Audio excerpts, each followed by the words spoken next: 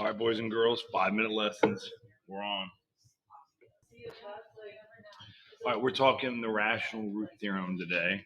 And this is going to be one of the most complicated things that you've seen. And then as it turns out, it's actually pretty simple.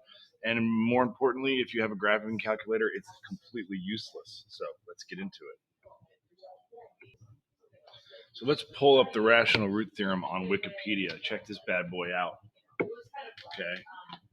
The rational root theorem, it's also known as these things, is if you have a polynomial expression,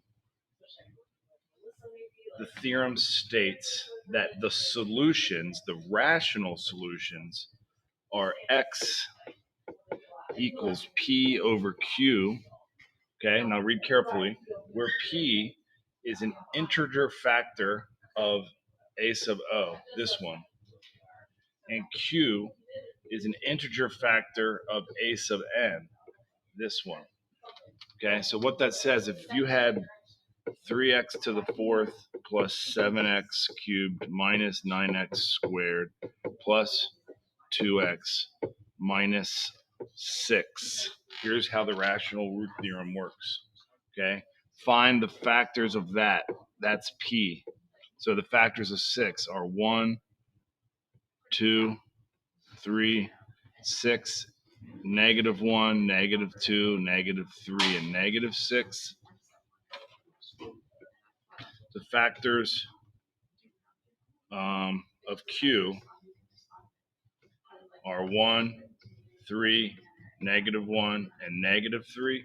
So the possible roots of this, I would write the answer for that like this.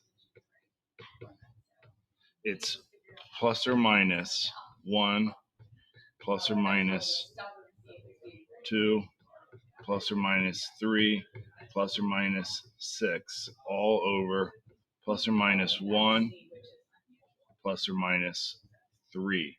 What does this mean? It means that the possible roots of this could be 1 over 1, it could be -1 over 1, it could be 2, it could be -2, it could be 3, it could be -3, it could be 6, it could be -6, it could be 1/3, it could be -1/3, it could be 2/3, etc.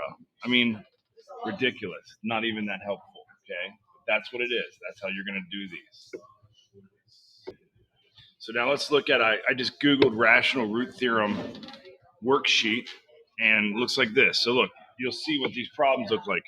State the possible rational zeros. So for number 1, it would be 1/3, -1/3,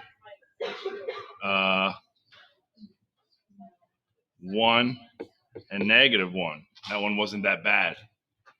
This one is going to be a pain. It's going to be 64, -64, 32, -32, 16, -16, 8, -8, 4, -4, 2, -2, 1, and -1. If you prefer to write it out the way I did, that's fine. You'll see I do that on my answer key.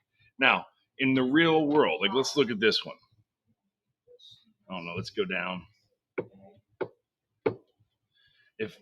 Let's look at the directions for this. It says, state the possible roots, then find the rational ones. Well, I mean, I wouldn't really need to state the possible ones. If I came across this question, all I would do is put it in my graphing calculator and calculate zeros.